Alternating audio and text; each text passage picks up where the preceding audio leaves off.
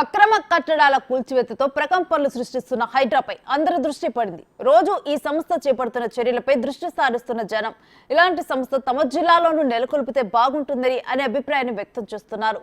అందులో నిర్మల్ జిల్లా కూడా చేరింది. 14 చెరువులను చేపట్టిన కబ్జాదారుల నుంచి చెరువుల్ని కాపాడాలని డిమాండ్లు వినిపిస్తున్నాయి. నిర్మల్ జిల్లాలో చెరువుల కబ్జాలపై బిగ్ టీవీ స్పెషల్ రిపోర్ట్.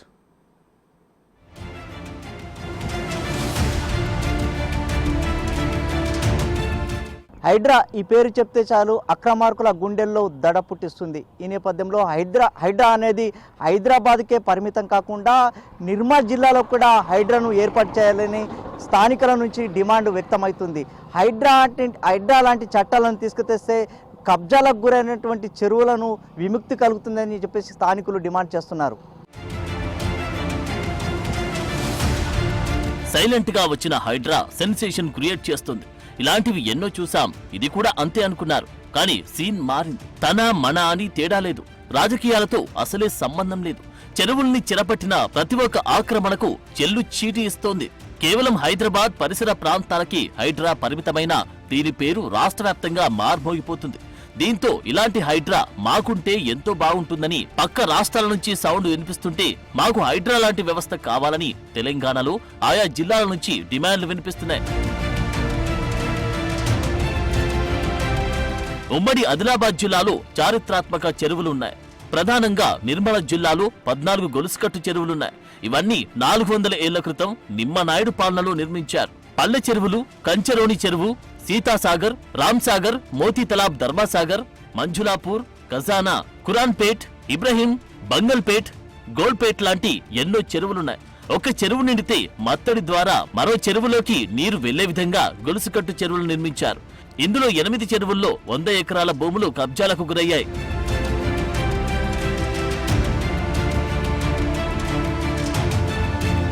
చెప్పాలంటే గత 20 ఏళ్ల నుంచి నిర్మల్ పట్టణం వేగంగా విస్తరిస్తోంది. అదే స్థాయిలో నిర్మాణాలు ఎక్కువయ్యాయి.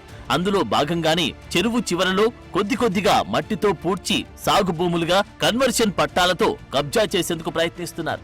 ఇలా అన్ని చెరువులు కలిపి సుమారు 2000 ఎకరాలు ఉండగా 1400 ఎకరాలు కబ్జా పాలైందని ఆరోపణలు వినిపిస్తున్నాయి.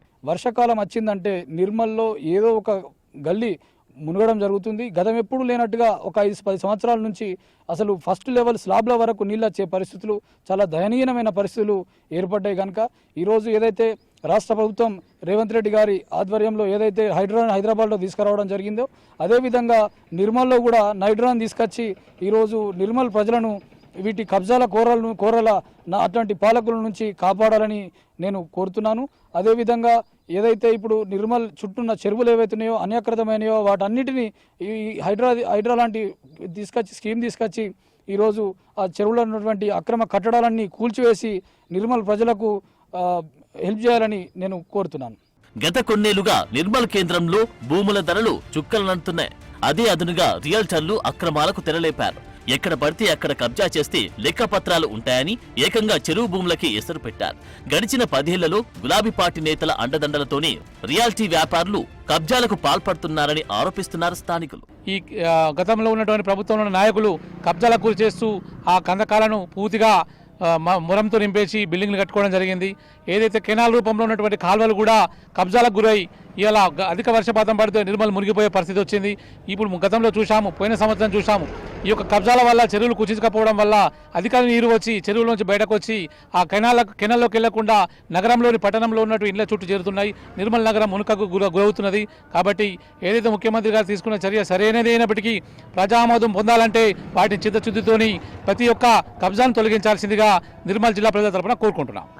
చెరువు కబ్జాలపై జిల్లా కలెక్టర్, జిల్లా ఆఫీసర్లకు సామాజిక కార్యకర్తలు, ప్రజా సంఘాల ప్రతినిధులు పలుమార్లు ఫిర్యాదు చేశారు. కానీ అప్పటి ప్రభుత్వ ప్రజాప్రతినిధులు ఒత్తిళ్లతో జిల్లా ఆఫీసర్లు వెనుకంజ వేశారనే ఆరోపణలు వ్యక్తమవుతున్నాయి. ఇలా నాటి పాలకుల అండతో అక్రమార్కులు కోట్ల విలువైన ప్రభుత్వ స్థలాలను రియల్టర్లు తమ ఆధీనంలోకి తీసుకున్నారు.